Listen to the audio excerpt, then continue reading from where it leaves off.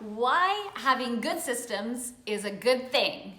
Now, let me tell you, when I was in hairdressing school, 18 years old, after skipping high school to go wash hair at a hair salon from 16 to 18, thinking I could breeze my way through hairdressing school, I remember they had some systems and I really didn't like them. And one of the systems that they had was to wear nylons to protect your feet from getting hair in them. And I was in Kelowna, it was hot, and I really didn't want to wear nylons. And I had this headbutt with the teacher up until the last day when she told me if I didn't come with my exam with my nylons, that I wasn't gonna graduate. So I wore one to show her, that she couldn't hold me back. I was half complying, but I wasn't gonna do something I didn't think was cool to do.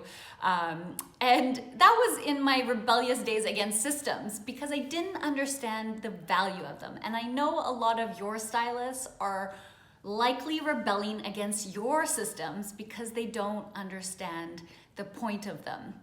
And I just had this experience up at the ski hill where I was like, wow, this is just a really simple example of why systems are good to have and how they make such a big difference with some tiny little tweaks. So I'm in the lineup going to get on the T-bar, and there's two, I'm in the lineup and I'm going to get on the 4-chair lift, and there's packs of people. And from my experience here, they haven't quite figured out the lining up and the merging like we do in Canada. We're very polite. We let, one. We always make sure we see who was in front of us. I asked somebody in the lineup, what's the lineup system here? And they said, move forward. Just keep moving forward.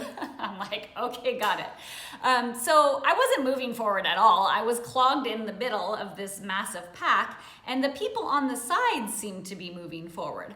So I was getting really frustrated. So I just stomped my ski this way so people could stop passing me.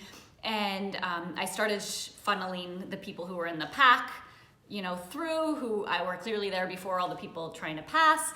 And I was trying to figure out what is going wrong here.